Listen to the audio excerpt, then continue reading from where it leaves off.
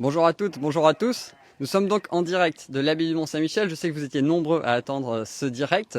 Évidemment, nous sommes ravis de vous accueillir sur ce grand soleil, un jour de grande marée. Mais ce qui nous intéresse aujourd'hui, c'est donc la visite de cette abbaye millénaire. Et je sais que vous vous impatientez de découvrir la suite. Et sachez que l'abbaye a ses secrets et l'abbaye sait garder ses secrets. En effet, le réseau pourra manquer de temps en temps. Donc restez bien avec nous, même malgré des petites coupures. Il faudra vraiment rester avec nous parce que ce que vous allez découvrir est exceptionnel. Peut-être même qu'on vous emmènera tout là-haut. Sans plus attendre, je laisse la parole à mes guides de choix, François Saint-James. Bonjour.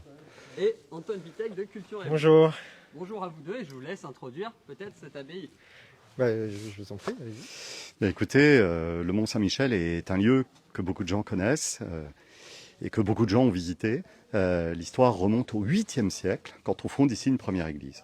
Et au cours des siècles, ce lieu est devenu un des plus grands centres de pèlerinage de l'Europe entière. Les pèlerins traversaient les grèves pour venir ici prier. Alors la fondation du Mont Saint-Michel, légende, réalité avec l'évêque d'Avranches. Effectivement, au 8e siècle, un évêque d'Avranches qui s'appelle Aubert fonde une première église. Et cette église circulaire, elle a disparu, mais on a conservé le crâne de l'évêque Aubert. Et on a daté récemment ce crâne au carbone 14, et à la stupeur générale, on a découvert que c'était le bon. Il date du 8e siècle. C'est vraiment le crâne de Saint-Aubert. Bien sûr que c'est le sien. On en est aujourd'hui sûr, parce que la datation au carbone 14 coïncide très exactement à la vie de Saint-Aubert. Ce serait un miracle qu'ils aient trouvé un crâne contemporain. Et puis il y a la perforation. Sur le côté, là, il y a un trou de la taille d'un doigt. C'est le doigt de l'archange qui aurait perforé le crâne de Saint-Aubert. Très bien. Alors, ce que je vous propose, c'est d'aller à la visite d'une partie de ce monument. Et on va quitter cette terrasse de l'Ouest, d'où on a une vue époustouflante sur la baie. Il faut rappeler quand même que si le Mont Saint-Michel est une merveille, cette baie est une des plus belles d'Europe. C'est le lieu des plus fortes marées d'Europe. Alors c'est la frontière entre la Normandie, à droite, avec à 3 km de nous l'îlot de Tomblaine, et puis la Bretagne, là-bas. On devine les côtes de Cancale. Fabuleux. Alors on va rentrer dans l'abbatiale, Antoine, et faites attention à la marche. Ça c'est pour tous les guides une phrase qui revient. Alors je vous fais passer par la petite porte. Ouais, ça c'est énorme, hein, quand je suis arrivé, il y a plus de 30 ans, on m'a donné 2 clés. Et petit à petit, elles ont fait des enfants. Voilà. Alors, vous faites attention, Antoine.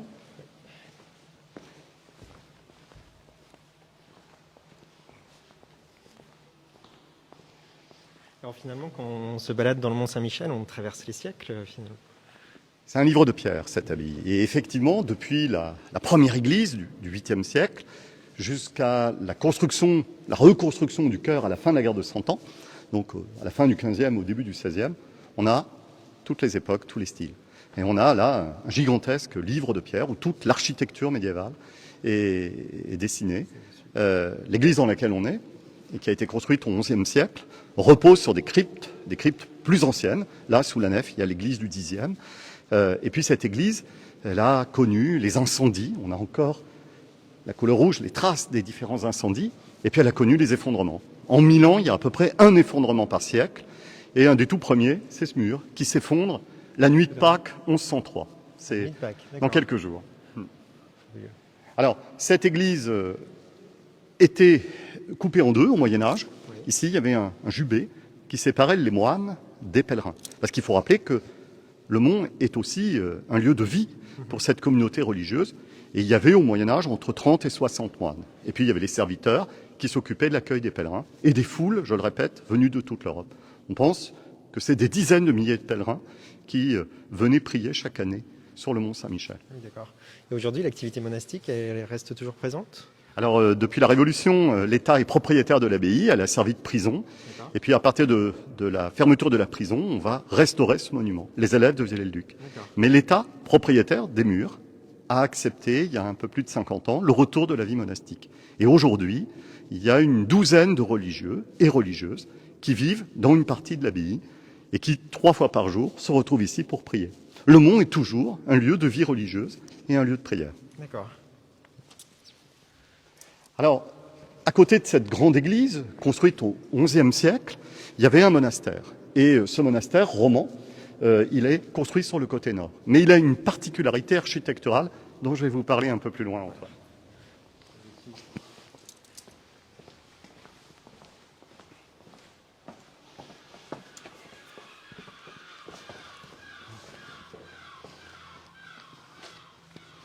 Voilà, là on est sur le côté nord de la nef et on est contre le dortoir des moines. Un dortoir qui a été construit au XIe siècle au sommet d'un bâtiment vertical. On ne pouvait pas construire une abbaye à l'horizontale, dans le vide, au-dessus de la mer. Alors on a construit une abbaye verticale. On a empilé les salles les unes au-dessus des autres. Et sous le dortoir, qui est là à côté de nous, il y a un ancien réfectoire et un cellier pour stocker la nourriture. On a donc une abbaye romane du XIe, mais qui va être agrandie, complétée à toutes les époques. Et puis, il y a un drame terrible. En 1204, le roi de France, Philippe Auguste, s'empare de la Normandie, qui appartient au roi d'Angleterre depuis que Guillaume le Conquérant a passé la Manche et a conquis l'Angleterre. Et donc, en 1204, la Normandie devient française, mais les alliés du roi ont mis le feu au mont, et l'abbaye a brûlé. Regardez, Antoine, vous avez encore des traces de l'incendie. Regardez la couleur rouge des pierres. Et donc, c'est les traces de l'incendie de 1204. Et donc, ces incendiaires, les Bretons, j'ai prononcé le mot, mais c'est encore des trémolos dans la voix, les Bretons ont mis le feu au mont, et donc on va reconstruire une nouvelle abbaye gothique qu'on appelle la Merveille. Et c'est une partie de cette abbaye gothique du XIIIe qu'on va découvrir maintenant. D'accord.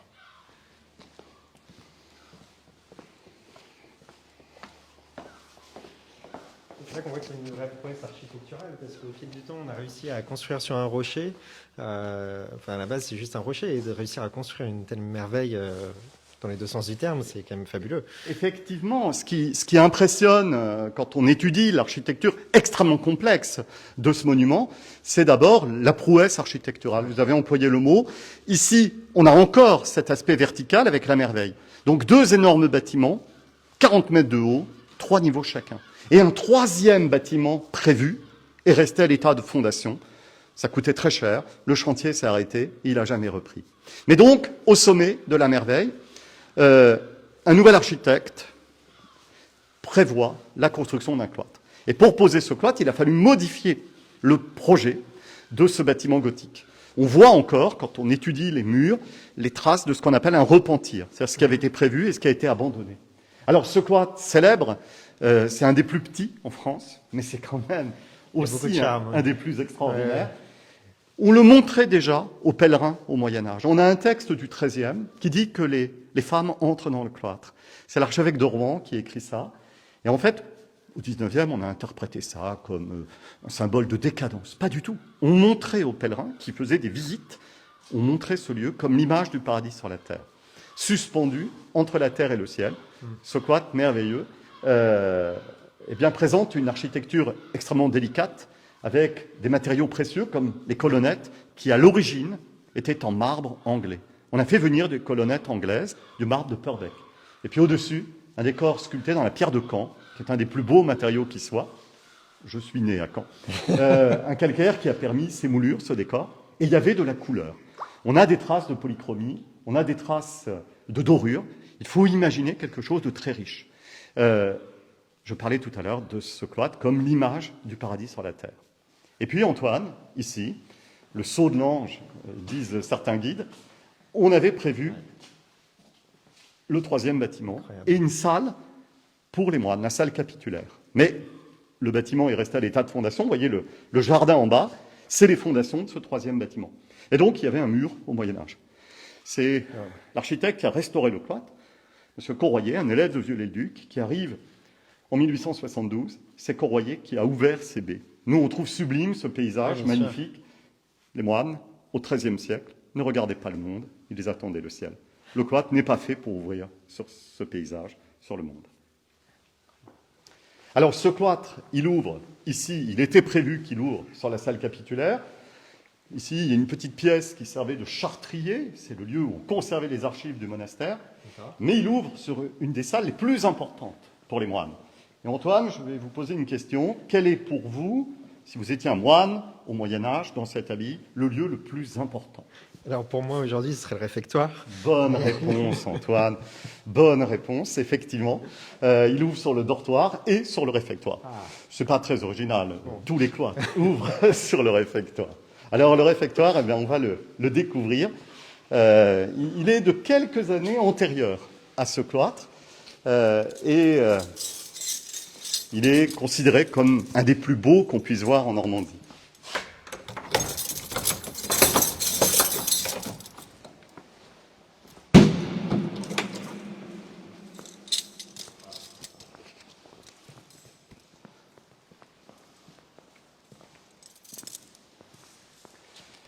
Alors, ce réfectoire, il a été construit dans les années 1215-1217. Donc il y a 10 ans entre le cloître et le réfectoire. Et ce qui est éblouissant dans cet endroit, c'est la prouesse architecturale. Vous avez employé le mot, je le reprends. On est à 80 mètres au-dessus de la mer et on est ici dans une salle qui baigne dans la lumière. Le mur est à la fois léger, solide, souple. Parce que ce mur, c'est un rideau de lumière. Au lieu de construire un mur percé de fenêtres, on a construit, vous le voyez, une série de petits murs. Et donc, chaque fenêtre est comme une meurtrière qui répand la lumière dans la salle. Les guides ont une très jolie formule. Quand on entre, on ne voit pas les fenêtres. Et quand on avance, on les découvre et la lumière nous accompagne. Voilà, il y a une immense luminosité d'un mur qui est un rideau de lumière. Le Corbusier, le grand Le Corbusier, a crié au génie dans ce réfectoire splendide, est couvert d'une charpente de bois. Ce n'est pas la charpente d'origine, le sol, les vitraux, tout a été refait, mais le volume est là. Et puis enfin, si je puis me permettre, ce qui est éblouissant, c'est que ce réfectoire, c'est le lieu du repas. 1 à 2 repas par jour pour les moines au Moyen-Âge, mais c'est aussi un lieu où la parole de Dieu est présente. Vous le savez, c'est encore le cas dans un grand nombre d'abbayes, le repas est silencieux. Les moines qui mangeaient le dos au mur ne parlaient pas. Il y a tout un code de gestes pour demander du pain, de l'eau aux domestiques qui vont aux cuisines. Mais un moine fait la lecture. Dans la chaire qui est là-bas, le moine doit lire avec une intonation particulière. Pour que la voix ne roule pas, il faut lire sur un seul ton. On appelle ça recto tono. La voix ne roule pas, mais elle répond à la lumière. Et si vous avez une seconde, de la lecture de la règle de saint Benoît au chapitre 41, des heures auxquelles les frères doivent prendre leur repas, depuis la Sainte Pâque jusqu'à la Pentecôte. Voilà, pendant 40 minutes à peu près. D'accord, sur ce ton-là. Ouais.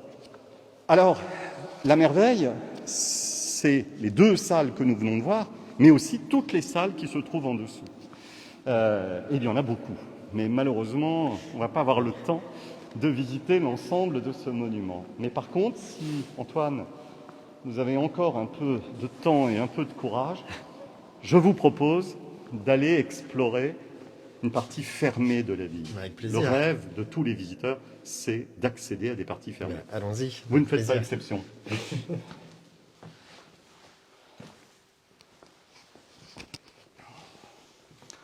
Je vous ai parlé de ce cloître qui a été construit au XIIIe siècle, mais au siècle suivant commence une des périodes les plus sombres de l'histoire de France, la guerre de Cent Ans. Et en Normandie, nous avons particulièrement souffert de cette période déchirante, puisque, rappelons-le quand même, le roi d'Angleterre est le descendant des ducs de Normandie. Un ami de mon grand-père disait « L'Angleterre est une colonie normande qui a mal tourné ». Donc, le roi d'Angleterre veut devenir roi de France. On le comprend. Aller vivre en Angleterre, vous serez d'accord avec moi, la vie est beaucoup plus belle chez nous. Et donc, les Anglais occupent la Normandie pendant la guerre de Cent Ans, et une forteresse va résister aux Anglais, le Mont Saint-Michel. Jamais les Anglais n'ont réussi à s'emparer du mont. Et c'est un symbole qui les fait enrager, parce que Saint-Michel est le protecteur de la France. Et donc, un siège terrible. Mes ancêtres sont sur place, mais du côté anglais. Mais ça, je préfère ne pas en parler. La guerre de Cent Ans, le mont est assiégé par les soldats anglais qui occupent Tomblaine. Et en plein milieu du siège, en 1421, le vieux chœur roman du XIe siècle va s'effondrer. Miracle, à la fin, nous gagnons la guerre de 100 ans. Les Anglais ont gagné toutes les batailles, sauf les 2 dernières, que les Français ont gagnées, heureusement. C'est comme le tournoi des 5 nations. Et donc, on va rebâtir un nouveau chœur gothique à la fin du Moyen-Âge. Et ce chœur flamboyant, donc c'est la fin du gothique, c'était le préambule à une grande reconstruction générale. Mais il n'y avait plus d'argent, le chantier s'est arrêté avec ce chœur. Alors voilà pourquoi on a à la fois un chœur du XVe et une nef du XIe. Et il y a un dialogue qui s'établit entre l'architecture romane et l'architecture gothique. C'est incroyable, toutes ces vies du monument, parce que du coup, c'est un monument religieux qui est après devenu une forteresse. Et qui peut servir de prison pendant la prison période. en plus. Les premiers prisonniers, c'est les Anglais. Si on avait eu le temps, je vous aurais emmené dans un horrible cachot tout noir où on a enfermé des Anglais pendant la guerre de 100 ans. Alors aujourd'hui, ça nous fait rire, mais voilà. Le Mont est aussi une prison. Ouais. Je fais des visites tous les mois sur le thème de la Bastille des Mers, des visites sur le thème des prisons, et ça plaît beaucoup aux visiteurs. Donc je vous propose, Antoine, de monter sur les toits du chœur en empruntant un escalier célèbre et mythique qu'on appelle l'escalier de Dentelle. Attention au réseau. Ah oui, Voilà. alors... Donc là, restez bien avec nous, évidemment, parce que c'est un moment crucial où on va vous emmener à découvrir l'abbaye comme vous l'avez peut-être jamais vu. Mais restez bien avec nous, parce qu'en effet, les murs épais de l'abbaye vont avoir raison de notre réseau. Oui, j'en ai peur. Oh, quelques centaines seulement. Vous savez, c'est le premier millier qui est le plus difficile.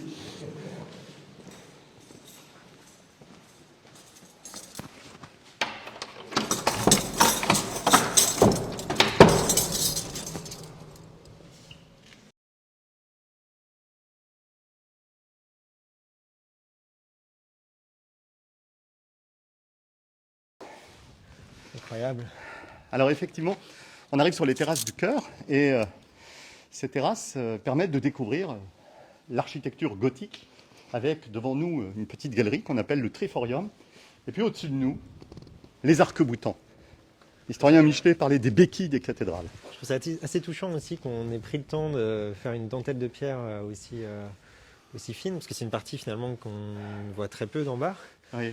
Que peu de personnes peuvent voir, et c'est assez beau de voir tout le détail de sculpture qu'il y a, c'est fascinant. Ça, c'est la particularité des édifices du Moyen-Âge. C'est-à-dire que même dans des parties qui sont inaccessibles, on va travailler, ouvrager, alors qu'effectivement, d'en bas, personne ne voit ces galeries. C'est ça. Mais il y a un amour pour le bel œuvre. Les sculpteurs, les tailleurs de pierre étaient probablement fiers de travailler au Mont-Saint-Michel et d'œuvrer pour ce monument. Ouais. Alors, l'objet, la partie la plus extraordinaire de ce chœur, Antoine, j'ai envie de vous demander de venir ici. Voilà. On va continuer cet escalier qui est logé dans un gros contrefort et on va enjamber le vide en empruntant un petit escalier qui est posé, regardez, au-dessus de l'arc-boutant. Et si vous voyez de l'endroit où vous êtes, on voit cet escalier qu'on appelle l'escalier de dentelle. Une dentelle de granit que la lumière traverse. Et c'est par cet escalier, quasiment unique, qu'on va accéder au toit. On est à quelle altitude tout là-haut On sera à peu près à 110 mètres. D'accord. Sachant que la pointe de l'épée est à 157 mètres 10. Je tiens ce chiffre d'un vieux guide qui était là depuis 40 ans quand je suis arrivé il y a plus de 30 ans.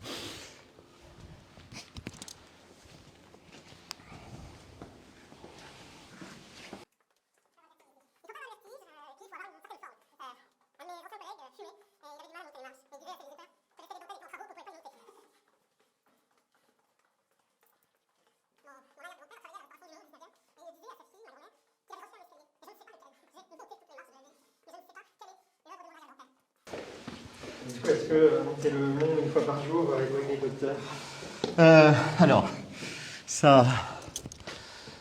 Il y a un très beau roman qui a été écrit dans les années 30 qui raconte la vie d'un guide. J'ai lu le livre avant d'arriver au Mont comme conférencier.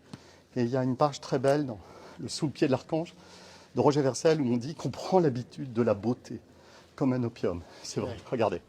Autour de vous, la forêt des pinacles, les gargouilles sous nos pieds, et puis la vue époustouflante sur la baie avec Avranches où toute l'histoire commence. C'est la ville de l'évêque Aubert, et c'est là que repose aujourd'hui le véritable trésor de l'abbaye, les manuscrits du Mont-Saint-Michel. À la Révolution, on a transporté la bibliothèque à Avranches, et par miracle, malgré les combats de 1944, la bibliothèque a été sauvée. Voilà, on conserve 200 manuscrits médiévaux. C'est le vrai trésor du Mont-Saint-Michel. La vue sur la ville qui est, Oui. qui est fascinante. Alors Antoine, on va continuer. Donc je vous parlais de l'escalier qui est dans le vide. Voilà. Il ne faut pas avoir le vertige, effectivement. Mais la balustrade est quand même... Ouais. Moi j'ai toujours une pensée pour ma grand-mère quand je visite le Mont-Saint-Michel, parce que quand j'étais petit, à chaque fois qu'il y avait une émission à la télé, elle se disait mais comment ils ont fait pour mettre l'archange tout là-haut avec les moyens de l'époque. Et c'est vrai que c'est assez fascinant quand... J'utilise beaucoup ce mot fascinant aujourd'hui dans cette visite, mais c'est vrai que c'est vraiment... Alors, je vais peut-être vous faire de la peine. Ah. Mais, en 1897, ça a été un jeu d'enfant parce que la statue est creuse et elle est en pièces détachées. Donc ils ont monté en c'est sommet l'astuce. d'un échafaudage les pièces détachées, ils l'ont assemblée sur place. D'accord. Mais en 87, et puis il y a quelques années, quand on a restauré la statue de l'archange, on l'a pas démontée. Et là, on a utilisé un hélico. Ouais. Et je vous conseille, je me permets, sur la chaîne YouTube du Centre des Monuments Nationaux, une très belle vidéo de la repose de l'archange en time-lapse. Et vous verrez, c'est absolument magnifique. Les images sont saisissantes. Ouais. Voilà. Ouais. Mais j'ai eu le privilège, une fois, quand il y avait un échafaudage, il y a une quinzaine d'années, d'aller embrasser les pieds de la statue. Je crois que j'aurais du mal à le refaire aujourd'hui. Voilà. Alors François, j'ai une question pour vous d'Aurélie qu'on salue. Quel est le nom du roman que vous avez cité? Sous le pied de l'archange. Roger Vercel est l'auteur de Capitaine Conan. C'est un auteur un peu oublié aujourd'hui, mais qui a eu une grande renommée entre les deux guerres. Et ce roman, donc Sous le pied de l'archange, raconte la vie d'un guide au mont, dans les années 30. Très bien, merci. Alors, la vue est sublime. Je parlais d'Avranches, au sud, Pontorson, la ville la plus proche, et puis les côtes bretonnes avec le mont Dol, qu'on aperçoit là-bas, derrière les pinacles. Et puis enfin, si on avance, la baie, avec, à 3 km de nous, j'ai donné le chiffre, je crois, tout à l'heure, Tomblaine. Alors Tomblaine qui est plus grand que le mont, mais moins haut. Nous toisons Tomblaine, puisque le sommet, le pic de la folie, est à peu près à 48 mètres, ou 46 mètres. Et puis derrière les falaises de Champeau, au loin là-bas, il y a Granville. Et enfin, à 25 km à l'horizon, on les voit très bien parce qu'il fait un temps absolument magnifique, c'est l'été avant l'heure, les îles Chausées. L'archipel de granit qui a servi de carrière de pierre. Hein, les premières constructions du mont datent les plus anciennes constructions ont été faites avec la pierre du mont, mais à partir de l'an 1000, tout vient de l'archipel de Chausée qu'on aperçoit là-bas. Hein, il faut imaginer la noria de bateaux à chaque marée, amenant les provisions des terres, des domaines, surtout le pourtour. Il fallait nourrir les moines, mais aussi les pèlerins. Et puis les pierres qui arrivent de Chausée, où là-bas, des centaines de tailleurs de pierre travaillent pour le chantier du mont, mais aussi pour tous les chantiers des environs. Alors François, quelqu'un nous demande, les gens sont vraiment passionnés, on les remercie d'être avec nous si nombreux et vous remercie Antoine et vous de la visite.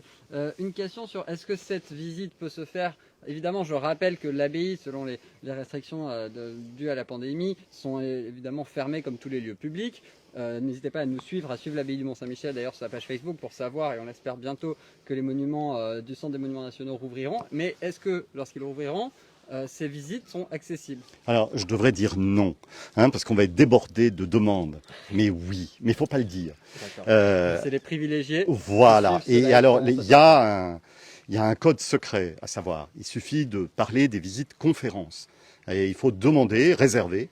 Et effectivement, sur inscription, sur réservation, on peut accéder à des parties de l'abbaye fermées. Alors, Notre-Dame-sous-Terre, l'église du 10e, qu'on n'a pas vue aujourd'hui, d'autres parties et de temps en temps, l'escalier de dentelle où nous sommes. D'accord, c'est ça. Notre visite réserve bien des surprises lorsque l'abbaye sera rouverte pour nos visiteurs. Ouais, voilà.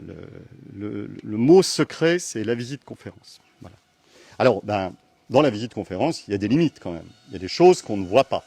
Et donc, pour en terminer, Antoine, si vous avez encore une minute à m'accorder, bien sûr, je vous propose d'aller voir quelque chose que personne ne voit jamais.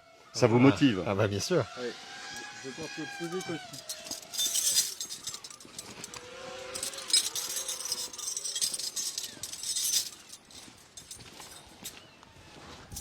Comment on fait pour ne pas se perdre avec toutes ces clés? Pour être honnête, il y a un pass qu'on appelle la clé numéro 1 qui ouvre presque toutes les portes de la ville. Et puis après, il y a la clé numéro 2 qui ouvre quelques rares portes. et il y a des clés qui n'ouvrent qu'une seule porte. Donc voilà, je n'ai pas le plus gros trousseau de l'abbaye. Où est-ce qu'on va? Alors là, on est dans la charpente du chœur, hein, le chœur reconstruit à la fin du 15e. Bon, la charpente a été refaite en 1900. Hein, il n'y a plus malheureusement de bois ancien. Il faut dire que ça a brûlé à plusieurs reprises, je vous l'ai dit. Mais on va arriver au niveau de la tour, donc du clocher.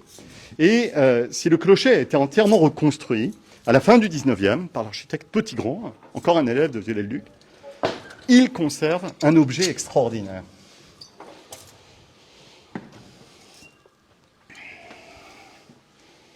Je réponds aux questions, désolé François, Ouais. tant qu'elles sont posées. Sera-t-il possible de revoir la vidéo après la visite? Évidemment, la vidéo sera visible sur la page Facebook du Centre des Monuments Nationaux, sur celle de l'abbaye du Mont-Saint-Michel, excusez-moi, et bien d'autres partenaires comme France 3 Normandie ou l'établissement public du Mont-Saint-Michel. Donc évidemment, vous pourrez retrouver cette visite aussi sur le site internet du Centre des Monuments Nationaux, page à la une. Nous avons toutes nos visites en direct, le Palais du Thau, le Château d'Angers, le Château de Voltaire, donc plein de patrimoine à découvrir aussi. Formidable. Alors, on a la mention d'une première cloche dans les années 1050, et une cloche qui s'appelait la Rolonne, en souvenir du duc de Normandie, Rollon, le premier duc de Normandie. Et cette cloche, on la faisait sonner pour faire fuir les Bretons, hein, les troupes de Bretons qui venaient piller la campagne normande. Alors, la cloche actuelle a été fondue en 1713. Il y avait d'autres cloches, mais régulièrement, elles étaient fêlées, il fallait refondre. Et on a fait venir un fondeur de Caen, son nom est gravé, il s'appelait Monsieur Jonchon, et il a réalisé cette cloche qui a été payée par l'abbé, qui était un grand seigneur allemand, à qui Louis XIV avait donné les revenus de l'abbaye. Le seigneur allemand n'est jamais venu au Mont, mais il a été plutôt généreux puisqu'il a payé tous les travaux, ce qui est plutôt rare. Alors cette cloche a été épargnée par la Révolution, qui a fait fondre toutes les autres cloches de l'abbaye pour faire des canons, mais on en a laissé une, comme partout, pour sonner le tocsin. La guerre, le feu, et puis, et ça c'est exceptionnel, la brume. Quand la mer envahit la baie, elle amène la brume. Et cette brume, elle devance la mer. Et les pêcheurs ne voient plus rien dans la baie. Alors, pour se repérer, eh bien, on faisait tinter la cloche, on la faisait sonner. Et les pêcheurs, au son de la cloche, revenaient jusqu'au mont. Voilà. Donc, on l'appelle, cette cloche de 1713, la cloche des brumes. Alors, elle a été remontée ici avec le retour de la vie monastique. Quand les moines sont revenus, il y a 50 ans, on a construit ce beffroi, hein, c'est le nom de la cage en bois, et elle sonne à la volée pour les offices. Il y a une corde qui pend dans l'église, et puis elle sonne au marteau les heures. Oh, quel bon timing! Quel bon timing! Mais ça veut dire que j'ai rempli mon contrat. Mais effectivement, voilà, vous entendez la profondeur du son. Il faudrait mettre la main sur le bronze. Vous ressentiriez physiquement la vibration du son, c'est très beau. Alors, mais c'est encore plus beau quand elle sonne à la volée. Hein. J'ai eu la chance de la sonner régulièrement. C'est un très beau spectacle, éprouvant, fatigant, mais le son est bien plus beau. Je vous remercie, Antoine, François. Je crois que la visite a passionné évidemment nos abonnés. On les invite à poser des questions, évidemment, parce que il y a plein de questions, j'imagine, sur l'abbaye. François a récité à merveille son histoire. Donc je remercie une nouvelle fois Antoine et François pour cette visite. Et je vous dis à très bientôt. Je vous laisse sur une très belle vue de l'abbaye, évidemment. On se dit à bientôt pour de nouveaux lieux et de nouvelles visites en direct Facebook sur les monuments du Centre des Monuments Nationaux. Suivez-nous sur Instagram, sur Facebook, mais aussi sur LinkedIn, sur TikTok et sur Twitter. Vous voyez, on est sur plein de réseaux et il y a plein de contenus à découvrir sur le patrimoine.